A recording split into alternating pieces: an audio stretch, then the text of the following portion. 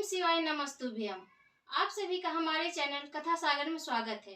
आज हम इस वीडियो में सुनेंगे प्रदीप जी मिश्रा द्वारा कि मनुष्य का शरीर कितने जन्म के बाद मिलता है। तो हम सुनते हैं प्रदीप जी मिश्रा द्वारा। आप और हम जो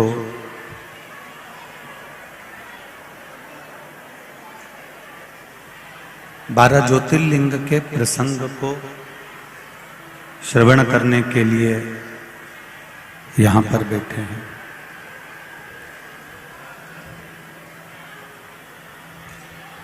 और जब तक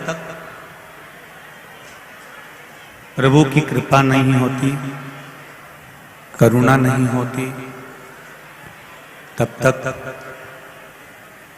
भगवान शिव की कथा को श्रवण कर पाना बहुत कठिन है।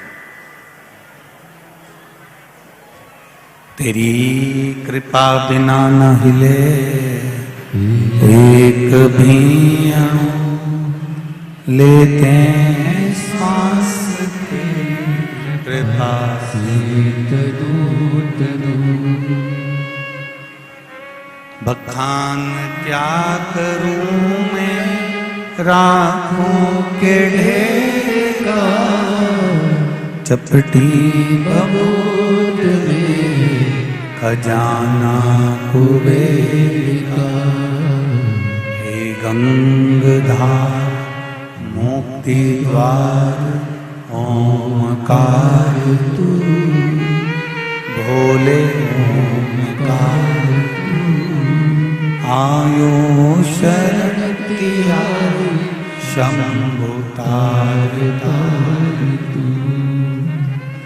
शिव कृपा होती है तब कुछ थोड़ा सा भी हमारी जिंदगी में प्राप्त हो पाता है शंभु। और जब तक उसकी कृपा ना हो, एक कदम भी हम कहीं चल नहीं पाते।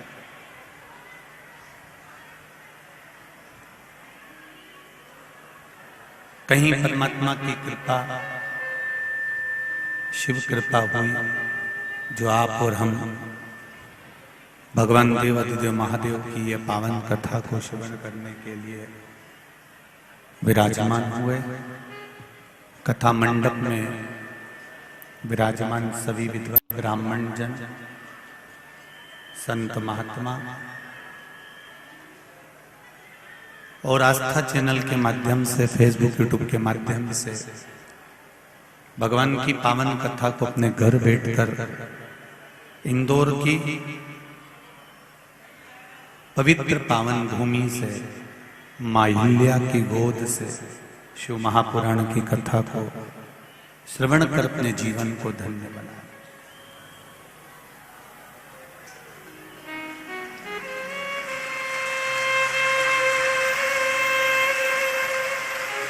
बड़ी मुश्किल से कहीं परमात्मा की कृपा से ये योग लगा है, जो इंदौर में एक नंबर में कथा श्रवण करने का सुख प्राप्त हो रहा है। चोंगे जैसी आवाज आ रही है तो थोड़ा ठीक लगा।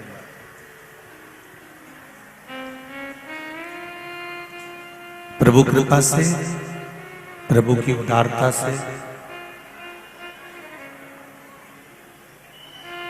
इस आत्मा और परमात्मा के मिलन का एक बिंदु शिव तत्व है।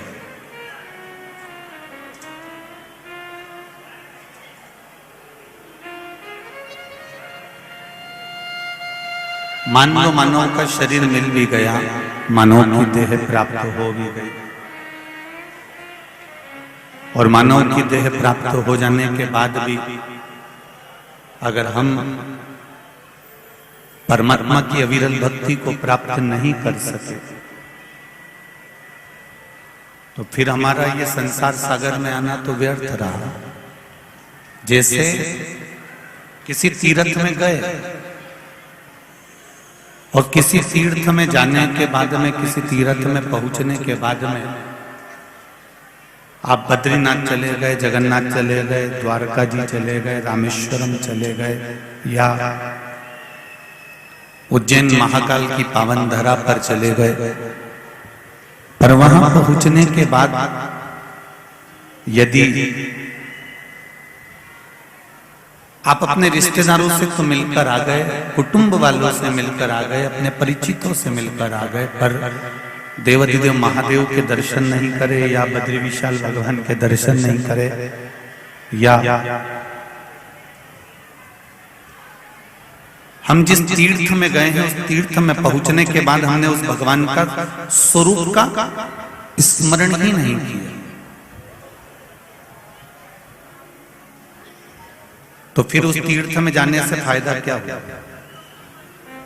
उसी तरह मनुष्य की देह मिल जाए, मानव का शरीर मिल जाए, और मानव का शरीर प्राप्त करने के बाद यदि हमने इस मनुष्य शरीर से शिव भक्ति को धारण ही नहीं करा, भगवान शंकर की अविरल भक्ति को हम पहचान ही नहीं पाए,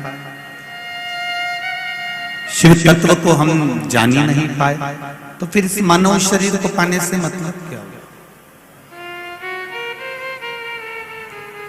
83,99,999 जन्म निकाले जाते हैं, तब जाकर यह 84 लाख नंबर का जन्म मनुष्य का प्राप्त होता है।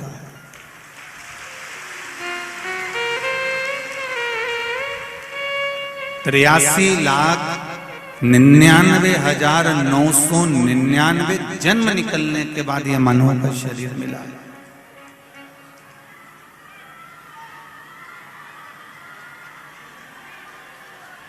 और 83,99,999 जन्म निकल जाने के बाद जब यह मानव का शरीर मिला, तो इस मानव के शरीर को प्राप्त करने के लिए जो 84 लाखवां जन्म मिला है, कोई यह जन्म साधारण नहीं,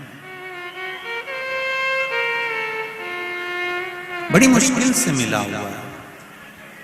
मैंने तेरे ही भरोसे ओ बाबा, तेरे ही भरोसे हवा बिच उड़ती जावांगी, बाबा डोर हथों छड़ी ना मैं कटी जावांगी, भोले मैं तेरी पतंग, शंभू मैं तेरी पतंग। बाबा से ये निवेदन अपनी चित्तवृत्ति को धारण करने के लिए, भगवत भजन को धारण करने के लिए, भगवत स्मरण को धारण करने के लिए, शिव भक्ति को धारण करने के लिए यह मानव की देह मिली।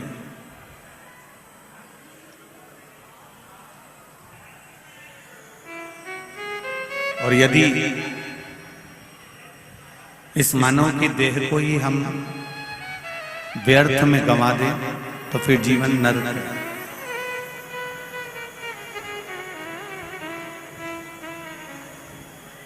पूरी जिंदगी निकल जाती है मनुष्य की यह जानने के लिए कि हमारा जन्म क्यों हुआ है। कोई आपसे पूछे कि आपका जन्म क्यों हुआ है, किस लिए पैदा हुआ है, किस लिए जन्म हुआ,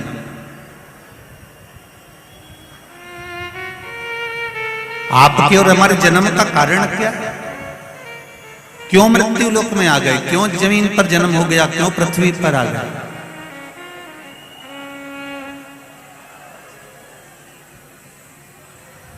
इस जन्म का कारण क्या है? तो उसका दो कारण हमने पहले भी वर्णन किया शिव महापुराण में, कि मनुष्य के जन्म का दो कारण है। एक पूर्व में किए हुए कर्म का भोग भोगने के लिए, और दूसरा भगवान का भजन करने के लिए यह मानव का शरीर।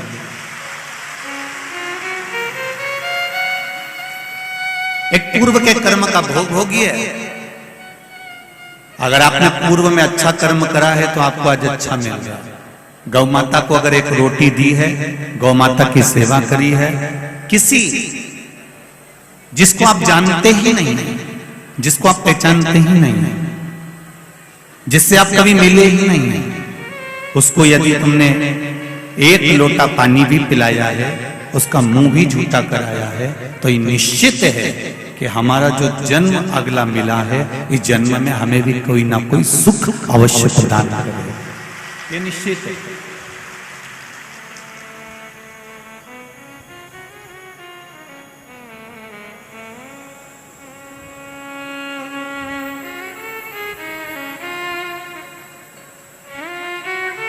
ये जो सास और बहू के जो रिश्ते होते हैं, देवरानी और जेठानी के जो रिश्ते होते हैं, कुटुंब और परिवार के जो संबंध होते हैं, रिश्ते होते हैं, शिव महापुराण की कथा कहती है ये जो रिश्ते बनते हैं ये हमारे पूर्व के कर्म के अनुसार बनते हैं।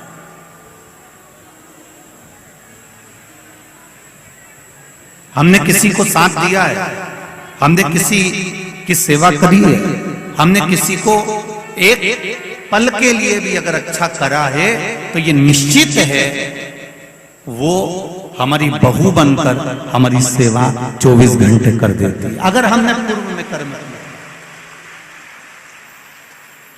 अगर हमने अच्छे कर्म किए और अग्रण्य हुए हैं तो उसका फल हमको जरूर मिलेगा। और यदि हमने पूर्व में जो कर्म करा है, पूर्व में अगर किसी का बुरा करा है, तो निश्चित है कि आज हमें भी बुरा ही मिलेगा। इसको आवाज आ रही है, इसको बंद करवा दो।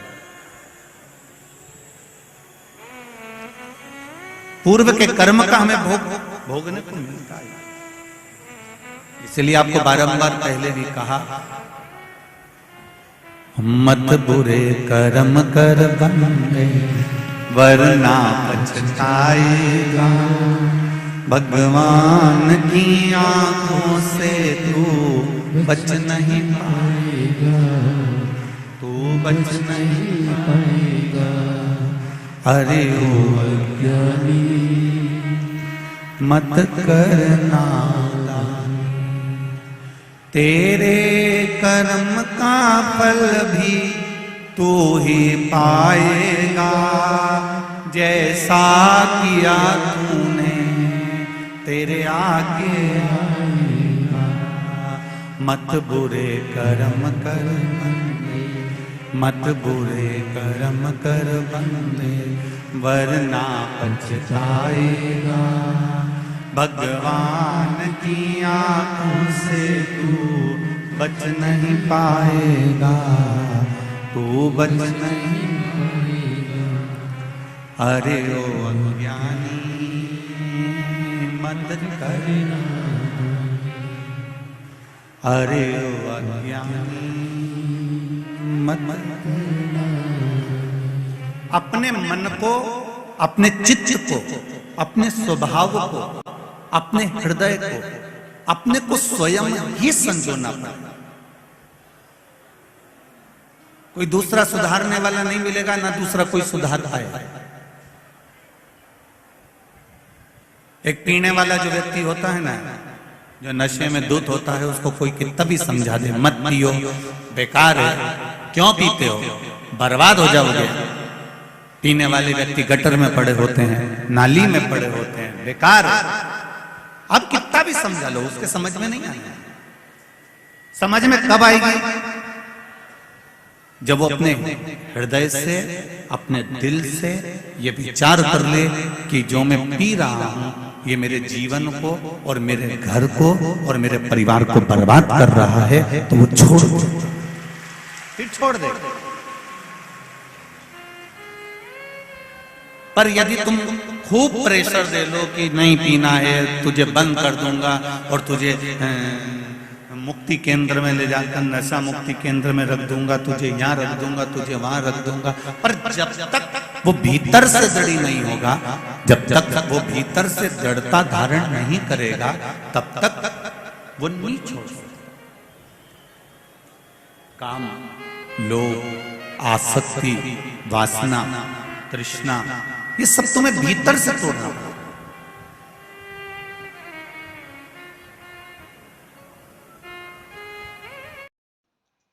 तो हमने इस वीडियो में भी सुना प्रदीप जी मिश्रा द्वारा उन्होंने बहुत अच्छे से बताया है कि हमारा जो शरीर है कितने जन्म के बाद मिलता है। और उन्होंने यह भी बताया कि शिव की बिना कृपा के हम कुछ भी नहीं कर सकते हैं, हम एक कदम भी नहीं चल सकते हैं। हम अगर कहीं भी जाते हैं, कहीं भी कोई भी मंदिर जाते हैं या धाम जाते हैं, जब तक हमारे ऊपर भगवान की कृपा नहीं रहेगी, शिव की कृपा नहीं रहेगी, तब तक हम उनकी दर्शन नहीं कर पाएंगे। या जो हम कथा सुनते हैं वो उनकी ही कृपा होती है कि हम वहां तक पहुंच पाते हैं। कभी कभी आप लोग देखते होंगे कि हम लोग कहीं मंदिर जाते हैं तो ऐसा कुछ होता है कि हम मंदिर तक पहुंचकर, गेट के पास पहुंचकर भी हम उनका दर्शन नहीं कर पाते हैं। तो ये सब उनकी ही महिमा होती है, उनकी ही कृपा होती है कि कोई दर्शन कर पाता है, कोई नहीं कर पाता है। ऐसी ही कथा सुनने के लिए इस चैनल को लाइक, शेयर और सब्सक्राइब जरूर करें। ओम शिवाय नमस्तुभ्यं।